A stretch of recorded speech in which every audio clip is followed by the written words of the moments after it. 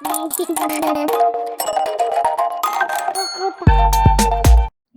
की दिवाली। सालों पहले की बात है। देवली नाम का एक बहुत सुंदर गांव था। उस गांव के सभी लोग आपस में मिलजुल कर रहते थे। उसी गांव में एक घर मोहन का भी था। मोहन अपने बेटे सोनू और अपनी पत्नी ज्योति के साथ रहता था। मोहन बहुत ही गरीब था।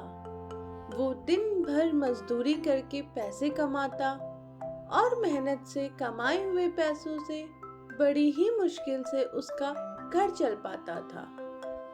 बेटा सोनू, तुम मन लगाकर पढ़ाई किया करो। काश मैं भी मेरे पिताजी की बात मानकर ठीक से पढ़ा होता तो आज एक अच्छी नौकरी पर होता। अनपढ़ हूँ तभी तो इतनी मेहनत मजदूरी करनी पड़ती है। एक दिन मोहन काम पर जाने के लिए जैसे ही निकलने वाला था, पापा, आज तो दिवाली है, क्या आप आज भी काम पर जाओगे? बेटा भूख तो दिवाली के दिन भी लगती है ना। अब मजदूरी करने नहीं जाऊंगा तो रात में हम सब लोग खाएंगे क्या? पापा पापा, कुछ पैसे दे दो ना। पैसे? किस चीज के लिए चाहिए बेटा पैसे? पापा, आज दिवाली है, मुझे पटाखे लाने हैं। बेटा गरीब के लिए क्या दिवाली और क्या होली। पेट भर खाना मिल जाए हमें तो वही दिवाली है हमारे लिए। ये कहकर मोहन चला जाता है। पैसे ना मिलने से और अपनी गरीबी को देखकर सोनू रोने लगा। सोनू दीवार पर लगी भगवान की तस्वीर के सामने जाकर हाथ जोड़कर कहता है, हे भगवान, हम इतने गरीब क्यों हैं? और लोग तो दिवाली पर नए कपड़े, ढेर सारी मिठाई और पटाखे लाते हैं। यहाँ मेरे पापा इतनी मेहनत करने के बाद भी कुछ पैसे ही कमा पाते हैं ताकि हमें भूखा न सोना पड़े। हे भगवान, आप तो अंतर्यामी हैं और सब कुछ जानते हैं, फिर भी आप हमारी मदद क्यों नहीं करते? हमारी मदद कीजिए, प्लीज हमारी मदद कीजिए ना भगवान। ऐसा कहकर सोनू फूट फूट कर रोने लगा। पास ही में खड़ी उसकी माँ ये सब देख रही थी। अपनी गरीबी और अपने बच्चे की बेबसी देख उसकी भी आंखें भर आई और वो सोनू के पास जाकर कहती है, बेटा, भगवान तो हमेशा हमारे साथ हैं। उन्होंने हमें इंसान रूपी जीवन दिया और यही सबसे बड़ी बात है। और भगवान उनकी मदद जरूर करते हैं जो मन लगाकर मेहनत करते हैं। इसीलिए बेटा, मैं हमेशा कहती हूँ कि मन लगाकर पढ़ाई किया करो। अच्छे से पढ़ोगे तभी तो हम इस गरीबी से निकल पाएंगे।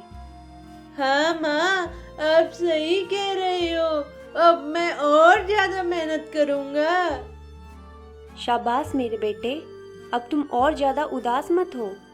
ये लो 10 रुपये।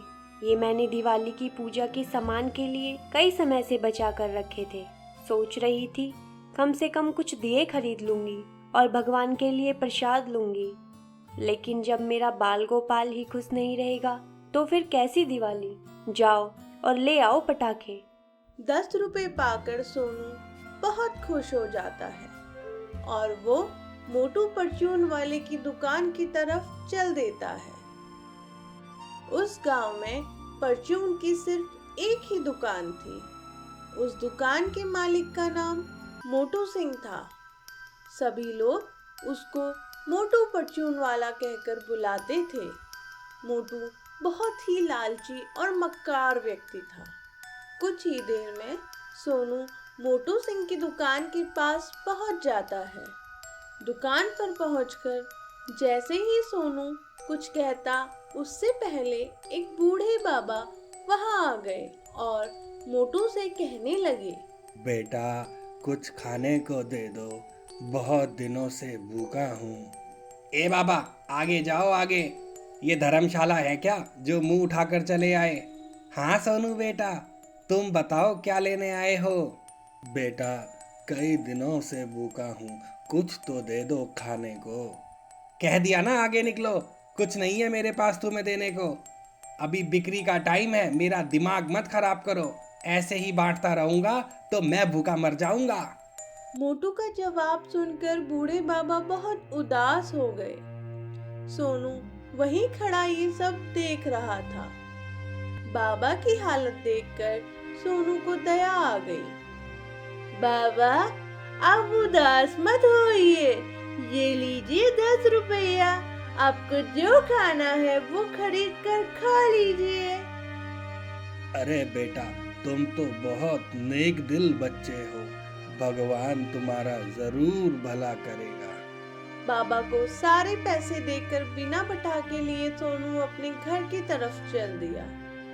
और वो जैसे ही घर पहुंचा तो उसको खाली हाथ देखकर उसकी माँ हैरान हो गई। अरे बेटा, क्या हुआ? पटाखे कहाँ हैं? माँ, पटाखे तो मैं रास्ते में ही फोड़ आया। सोनू, माँ हूँ मैं तेरी, मुझसे झूठ मत बोल, सच सच बता, जो पैसे दिए थे उनका क्या किया तूने? फिर सोनू ने सारी बात अपनी माँ को बताई। सोनू की बातें सुनकर उसकी माँ बहुत खुश हो गई। मैं कितनी किस्मत वाली हूँ जो तुम्हारे जैसा लायक बेटा दिया भगवान ने मुझे। तुमने बहुत अच्छा काम किया बेटा, जो भूखे को खाना खिलाया। वहीं दूसरी तरफ मोहन अपने काम से वापस आ रहा था। तभी रास्ते में उसको बूढ़े बाबा मिल गए और वो मोहन से कहने लगे। अरे मोहन, तुम्हारा बेटा सोनू यहाँ खेल रहा था और खेलने के बाद वो घर चला गया, पर अपनी मटकी तो यहीं भूल गया। तुम घर जा रहे हो ना, तो लो ये मटकी लेते जाओ। ठीक है बाबा, लाओ मैं ले जाता हूँ इस मटकी को। आपका बहुत बहुत धन्यवाद। फिर मटकी लेकर मोहन अपने घर की तरफ चल दिया और घर पहुंचकर वो कहने लगा। अरे सोनू बेटा, आज तुम इस मटकी से खेल रहे थे ना, ये मटकी तो तुम वहीं भूल आए। ये तो भला हो उस बाबा का जो उन्होंने मुझे दे दी। मटकी? कौन सी मटकी? मैं तो कोई मटकी के बारे में नहीं जानता पापा। अरे आते समय मुझे एक बाबा मिले थे और वो हम दोनों का नाम भी जानते हैं। उन्होंने ही दी है ये मटकी। बोल रहे थे सोनू भूल गया था यहाँ। चलो कोई नहीं, खोल कर ही देख लेता हूँ ऐसा क्या है इसमें। फिर मोहन ने जैसे ही वो मटकी खोली, मटकी के अंदर का नजारा देखते ही तीनों के तीनों हैरान हो गए। पूरी मटकी सोने के सिक्कों से भरी हुई थी और उसमें एक 10 रुपए का नोट भी था। नोट को देखते ही सोनू सब समझ गया। माँ, ये तो वही 10 रुपया है जो मैंने बाबा को दिए थे। फिर सोनू ने सारी बात अपने पापा को बताई। फिर सोनू की माँ कहने लगी। बेटा, वो कोई और नहीं, वो साक्षात कुबेर भगवान थे।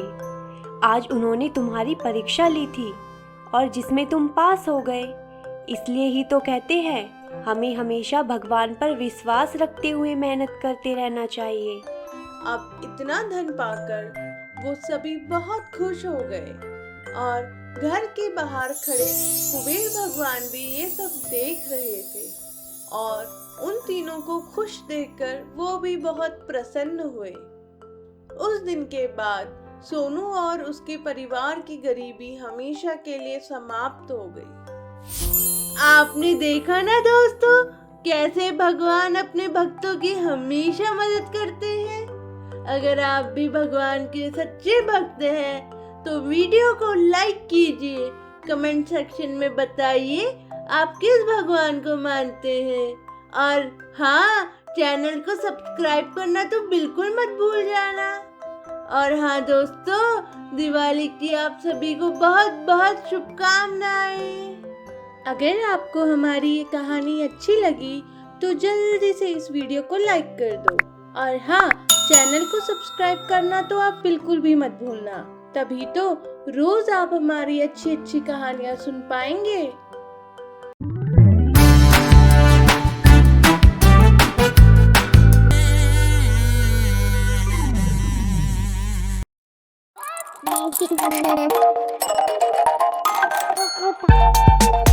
मोहनपुर नाम का एक बहुत सुंदर गांव था।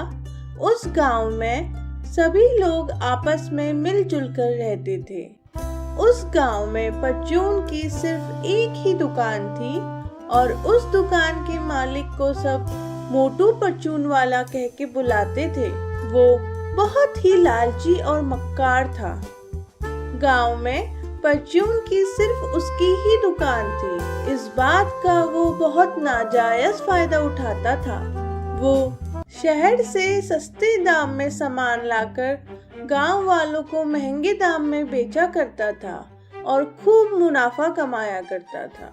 अब जल्द ही दिवाली आने वाली थी तो मोटू शहर के बड़े गोदाम पर पटाखे लेने पहुंच गया। मोटू को देखकर गोदाम का मालिक रामलाल कहता है, अरे आइए आइए मोटू जी, अब की बार तो आप जल्दी आ गए दिवाली का सामान लेने के लिए। और बताइए कौन कौन सी ब्रांड के पटाखे पैक करवा दूं आपके लिए। आजा भाई छोटू, पैक कर दे। अरे गांव वालों को ब्रांड का कुछ नहीं पता, उनको तो पटाखों से मतलब है। अगर उन्हें ही ब्रांड का सामान भेजूंगा तो मेरा ये मोटा पेट कैसे भरेगा। तुम तो मुझे पिछले साल के वो पटाखे दो जो तुमसे अब कोई भी नहीं खरीद रहा। तुम तो अब उसे कूड़े में ही फेंकोगे। तो इससे अच्छा तो ये है कि तुम उसे मुझे दे दो, मैं बदले में तुम्हें कुछ पैसे दे दूंगा। इससे तो तुम्हारा भी फायदा हो जाएगा और मेरा काम भी बन जाएगा। इस दिवाली मोटा पैसा भी तो कमाना है। फिर मोटू सारे पुराने पटाखे लेकर गांव आ जाता है और गांव के बच्चों को महंगे दामों में बेच देता है। दिवाली वाले दिन सरपंच जी का लड़का भी मोटू की दुकान के लाए हुए पटाखे चलाने की कोशिश कर रहा था, लेकिन कई पटाखों को आग लगाने के बाद भी किसी में भी आवाज नहीं हुई। ये सब सरपंच जी भी दूर खड़े होकर देख रहे थे। फिर निराश चिंटू अपने पापा के पास गया और कहने लगा, पापा मेरा एक भी पटाखा नहीं फूटा। इतने में मोहनलाल भी वहां आ गया और सरपंच जी से कहने लगा, अरे सरपंच साहब क्या बात है, गांव में सब ठीक है ना? इस दिवाली तो पटाखों की आवाज ही नहीं आ रही, लग ही नहीं रहा गांव में दिवाली मनाई जा रही है। अगली ही सुबह एक व्यक्ति सरपंच के पास आया और कहने लगा, सरपंच जी, मुझे मोटू परचून वाले के खिलाफ शिकायत करनी है। एक तो उसने बहुत महंगे दामों पर पटाखे दिए और उसके बावजूद उसमें से एक भी नहीं चला और सारे के सारे पटाखे खुशी निकल रहे हैं। इतने में कुछ लोग और आ गए और सभी के पटाखे नहीं चल रहे थे। फिर सरपंच सभी को लेकर मोटू की दुकान पर पहुंच गए। अरे ओ मोटू, लोगों का कहना है तुम्हारी दुकान से लिया हुआ एक भी पटाखा नहीं फूटा। यहाँ तक कि मैंने भी देखा है तुम्हारे सारे पटाखे खुद से निकल रहे हैं। क्या चक्कर है तुम्हारा, कहाँ से लाए इनको? अरे सरपंच जी, अब घर में थोड़ी ना बनाता हूँ ये पटाखे, आगे से ही ये ऐसे आए हैं। अब इसमें मैं क्या करूँ? आगे से कहाँ से? वो शहर वाले रामलाल जी के गोदाम से। रुको जरा, मैं अभी पता कर लेता हूँ असली माजरा क्या है। रामलाल तो मेरा दोस्त ही है। फिर सरपंच ने शहर वाले गोदाम के मालिक के पास फोन लगाया और कहने लगे, अरे रामलाल जी, कम से कम मेरी दोस्ती का तो ख्याल रख लेते। आपने हमारे गांव के मोटू को कैसे पटाखे दिए हैं? एक भी पटाखा नहीं फूटा इसका। अरे सरपंच जी, इसमें मेरी कोई गलती नहीं है। मैंने तो मोटू से पहले ही कहा था कि भाई पटाखे पुराने हैं, मत लेकर जाओ, ये चलेंगे नहीं। पर उन्होंने मेरी एक भी नहीं सुनी और कूड़े के भाव में सारे भूसी पटाखे लेके चले गए। बोल रहा था कि इस बार दिवाली में मोटा पैसा छापूंगा। सच्चाई सुनते ही सरपंच जी गुस्से में भर गए और कहने लगे, अरे मोटू, तू तो बड़ा धोखेबाज है रे। एक तो इतने महंगे पटाखे और ऊपर से सारे भूसी। अब तो तेरे लालच की कोई सीमा ही नहीं रही। आज ये तेरा लालच तेरी दिवाली मनवा कर ही रहेगा। गांव वालों, आज इस लालची को सबक सिखाकर ही रहेंगे हम। इसने पूरे गांव की दिवाली खराब कर दी। मारो इसको। और फिर गुस्से में भरे लोगों ने लालची मोटू परचून वाले की जमकर धुनाई कर दी और उसकी सारी अकल ठिकाने लग गई।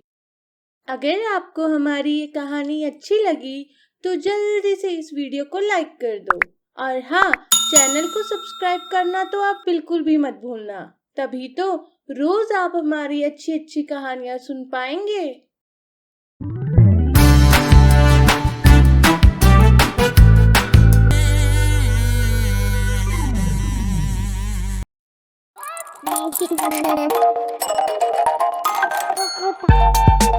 आज की कहानी लालची लकड़हारा। एक बार की बात है, माधवपुर नाम का एक बहुत सुंदर गांव था। उसी गांव में एक घर परम नाम के लकड़हारे का भी था। परम रोज जंगल जाता और वहां से लकड़ियां काट कर ले आता और शहर जाकर उनको बेच देता था।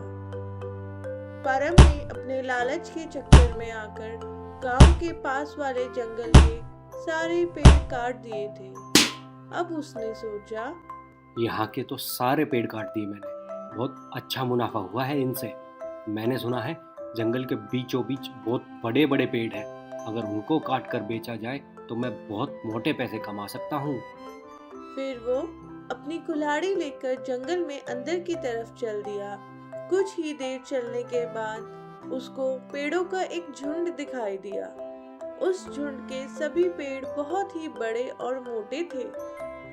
अरे वाह, ये हुई ना बात। इन पेड़ों को तो ही ढूंढ रहा था मैं। अब तो मैं बहुत जल्दी अमीर बन जाऊंगा।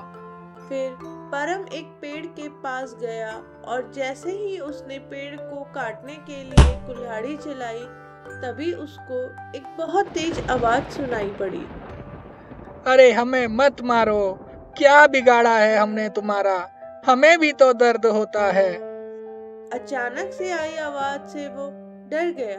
परम ने देखा कि पेड़ के तो आंखें हैं और वो बोल भी रहा है। फिर वो कहने लगा, अरे वाह, ये तो मैं पहली बार देख रहा हूँ कि पेड़ को भी दर्द होता है और ये तो बोल भी रहा है। अरे इसको बेचकर तो मुझे बहुत अच्छे पैसे मिलेंगे। और उसने फिर से पेड़ को काटना शुरू कर दिया। तभी पेड़ कहता है, हे वनदेव, मेरे प्राणों की रक्षा कीजिए, ये इंसान तो मुझे मार ही डालेगा। तभी अचानक से एक तेज बिजली कड़की और वनदेव प्रकट हो गए और कहने लगे, हे दुष्ट इंसान, तुम लालच के चक्कर में आकर इतने स्वार्थी हो गए हो। अगर इस तरह से तुम पेड़ों को काटते रहोगे तो सांस लेने के लिए शुद्ध हवा और खाने के लिए अनाज कहां से लाओगे? क्या तुम्हें पता भी है, तुम पेड़ों को काट काट कर अपने ही आने वाली पीढ़ियों को खत्म कर रहे हो। अगर धरती पर पेड़ ही नहीं रहेंगे तो तुम इंसान जिंदा कैसे बचोगे? वनदेव की बात सुनकर परम को अपनी गलती का एहसास हो गया और वो हाथ जोड़कर कहने लगा, हे वनदेव, मुझे माफ कर दीजिए। मुझे अपनी गलती का एहसास हो गया है, लेकिन मैं करूँ तो करूँ क्या? पेड़ को बेचकर ही मेरा जीवन चलता है। आप ही बताइए, अगर मैं पेड़ नहीं काटूं तो क्या करूं? बिन पैसों के तो मैं वैसे ही भूखा मर जाऊंगा।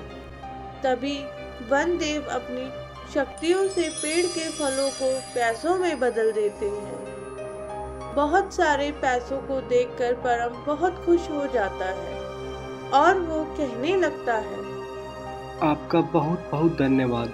आगे से मैं ऐसा कोई भी काम नहीं करूंगा जिससे प्रकृति को नुकसान पहुंचे। और मैं अब आपको एक वचन देता हूं, आज तक मैंने जितने भी पेड़ काटे हैं, मैं उनसे कहीं ज़्यादा नए पेड़ लगाऊंगा।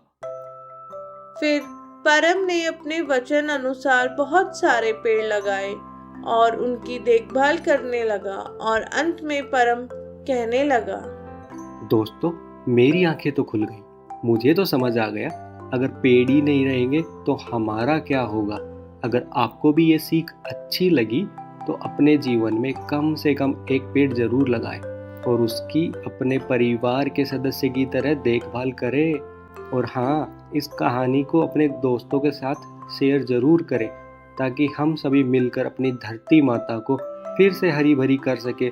और जाते जाते यही कहूँगा, चैनल को सब्सक्राइब कीजिए ताकि आप हमेशा हमारे साथ जुड़े रहें।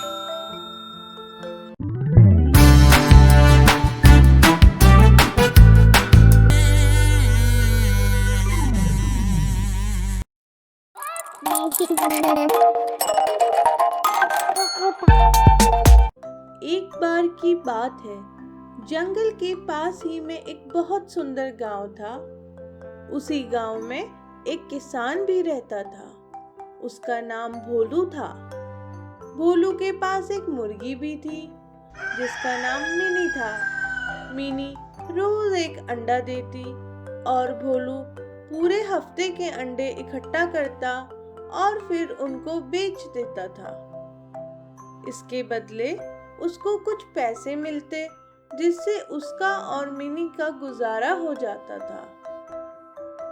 एक दिन जंगल में एक शैतान बंदर जिसका नाम चंपक था, वो खाने की तलाश करता हुआ गांव में आ गया और उसकी नजर मुर्गी के दिए हुए ताजा अंडे पर पड़ी।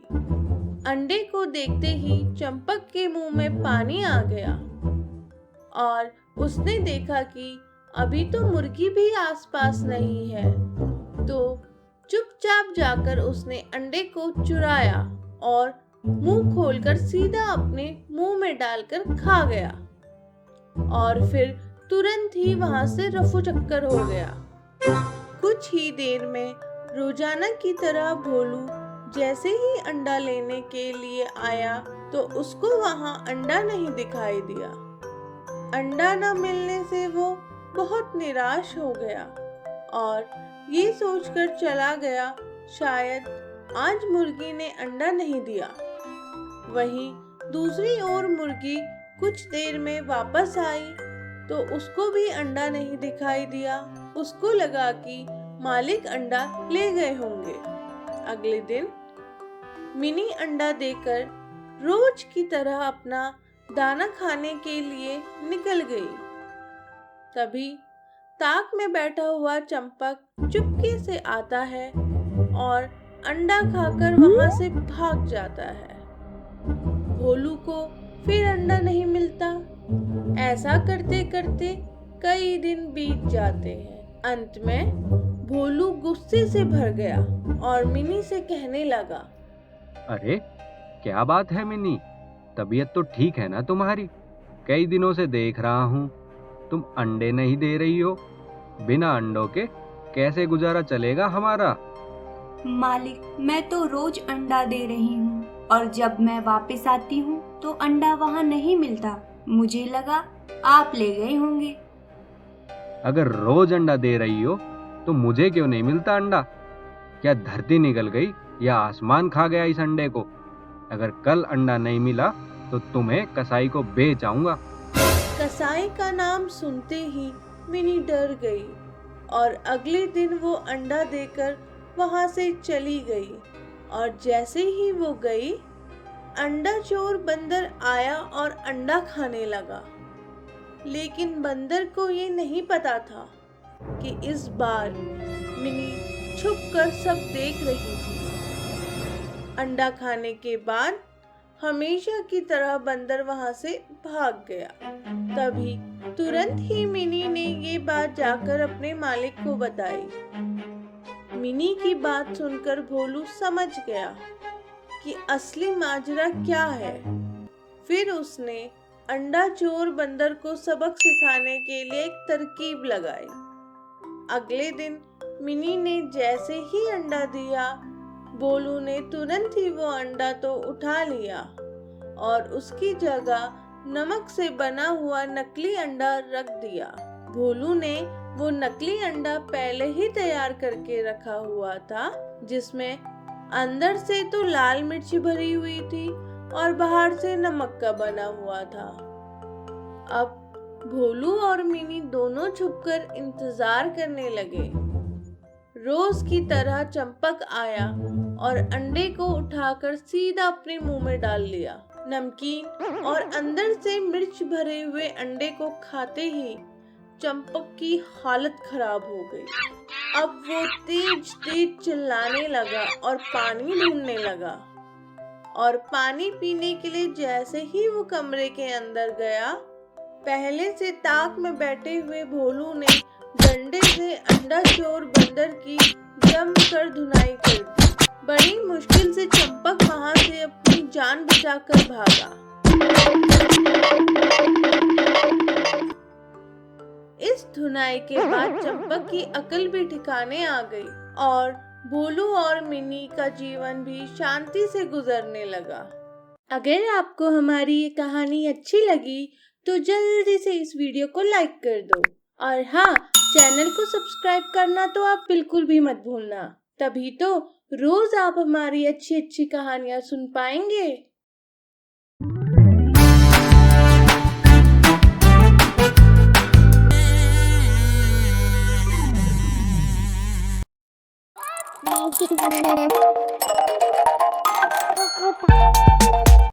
सालों पहले की बात है। सुंदरवन जंगल में बंदरों का एक झुंड रहता था।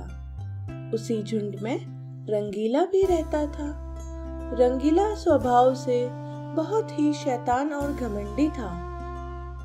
वो झुंड के दूसरे बंदरों को तंग करता, उनका खाना छीनकर खा जाता था और सभी के साथ मनमाने ढंग से व्यवहार करता। उसकी इन्हीं आदतों से झुंड के सभी बंदर उससे बहुत परेशान थे। एक दिन सभी बंदरों ने मिलकर फैसला किया कि जब रंगीला सो रहा होगा तो हम उसको यहीं अकेला छोड़कर बिना बताए जंगल से कहीं दूर चले जाएंगे। एक दिन जैसे ही रंगीला सो गया, तभी सभी बंदर चुपचाप वहां से चले गए। जब अगले दिन रंगीला की आंख खुली तो उसको अपने आसपास कोई भी नहीं दिखाई दिया। उसने जंगल में इधर उधर सबको ढूंढा, लेकिन उसको अपने झुंड का कोई भी सदस्य नहीं दिखाई पड़ा। कुछ ही देर में वो बहुत परेशान हो गया और उनके वापस आने का इंतजार करने लगा। रंगीला को इंतजार करते करते कई दिन बीत गए, पर कोई भी वापस नहीं आया। अब वो कई दिनों से अकेला था, जिस वजह से वो अब ना तो ठीक से खा पा रहा था और ना ही ठीक से सो पा रहा था, क्योंकि अब उसके पास एक भी दोस्त नहीं था जिसके साथ वो बात कर सके और रह सके।